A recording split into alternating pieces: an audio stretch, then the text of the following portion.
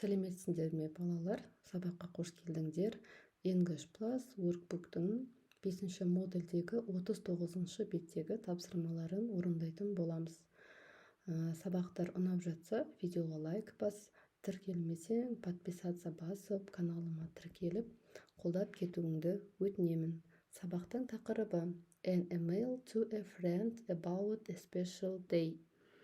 Досыңа ерекше күн туралы электронды хат жолдау.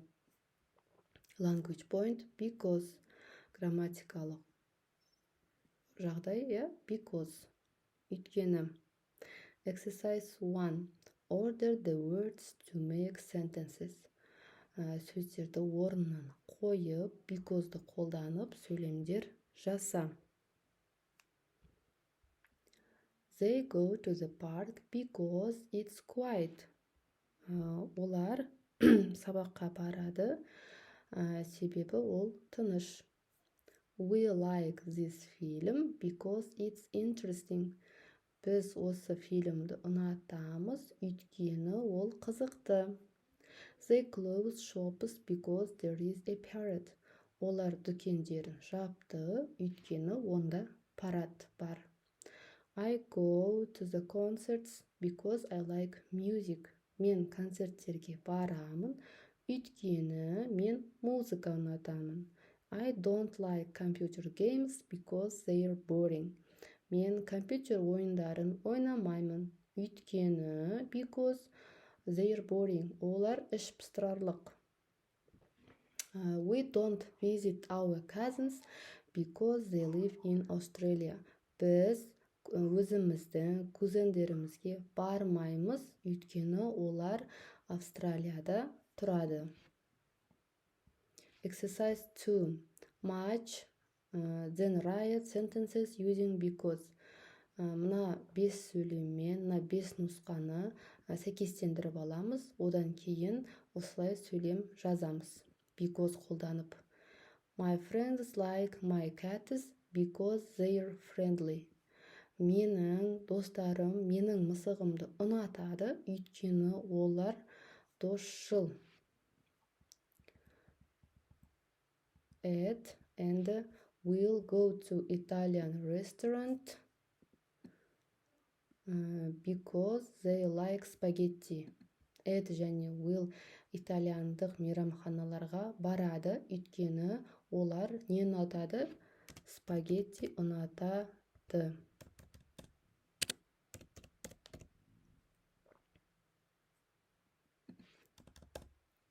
Muhtar has got a book about Wimbledon because he likes tennis.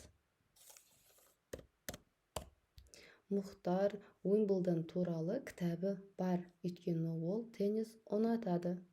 Vera is good at drama because she's got a great teacher.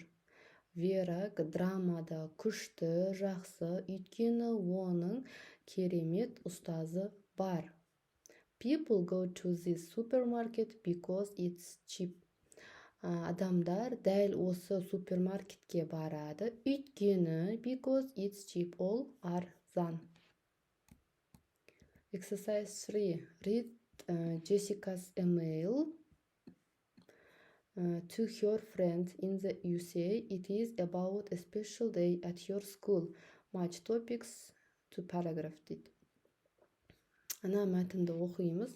Мәтін болғанда бұл Джессика Әйгерім атты қызға емейл жазған, өзінің несі туралы, өзінің сүйікті күні туралы, арнайы күні туралы, сол туралы мәтінді оқып аламыз, одан кейін барып аударамыз. Thanks for your email. I'm very excited today because it's sports day. It's my favorite day of the year. Электронды поштаңа рахмет. Мен бүгін спорт күні болғандықтан өте қуаныштымын. Бұл жыл менің ең сүйікті күнім. We have sports day every year in July. It's a big celebration of summer sport. It's from 10 o'clock in the morning to 2 o'clock in the afternoon. Бізде жыл сайын шілдеде спорт күні болады. Бұл жазғы спорттың үлкен мерекесі. Ол таңғы сағат 10-нан күндізгі 2-ге дейін болады. The school closes for the day. All the students go outside and there are a lot of different races. Ол уақытта дейді мектеп бір күнге жабылады. Оқушылардың барлығы сыртқа шығып, неше түрлі жарыстарға қатысады. Our parents come to sports day. There are some special races for parents and they are very funny. Спорт күнінде біздің ата-аналарымыз да келеді. Ата-аналарға арналған арнайы жарыстар да бар. Және олар өте күлкілі, қызықты өтеді. There are 4 teams in my school. I am in the blue team and I wear a blue t-shirt at sports day.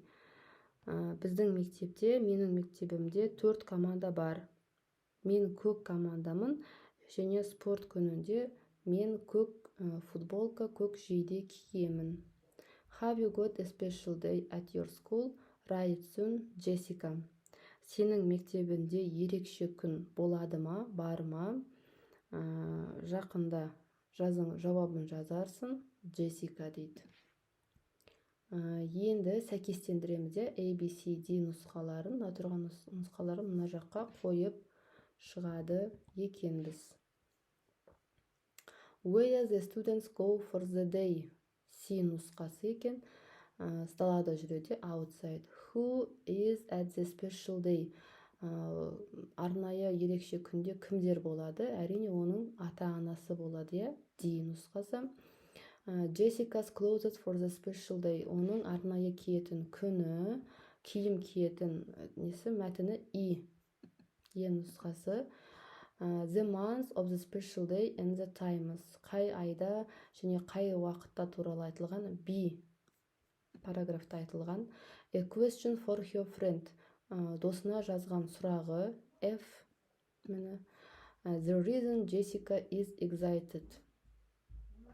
Қай уақытта ол көңіліне алады, қай уақыт ұнайды, 6-да A. Exercise 4. Write an email to a friend about a special day or evening at your school. Tell your friend. Досыңа мектебіндегі ерекше күн немесе кеш туралы электронды хат жазып, оны досыңа жібер дейді, немесе айт дейді. Ол мәтінде не туралы болу керек? The name of the special day, ерекше күннің атауы. When the day is, ол қай күні болады. The things the students do, студенттер не істейді. The people at the special day, арнайы ерекше күндегі адамдар. The clothes students wear, студенттер қандай киім киеді. Жалпы осы мағлұматтарды пайдалана отырып, Джессика секілді электронды хат жазуың қажет.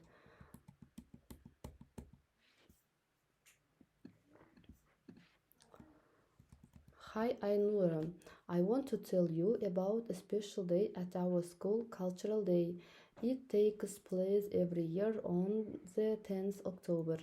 On this day, students wear traditional clothes and share food from their culture. This year, I wore red tahia and white red dress, and my friends also looked amazing.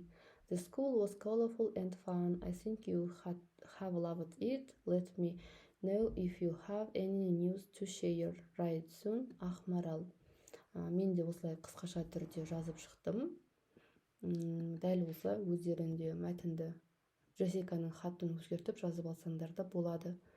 Осымен біздің тапсырмамыз аяқталды. Келесі сабақта кездескенше сау болыңдар. Лайк басып, каналға тіркелуді, подписация басуды ұмытпаңдар.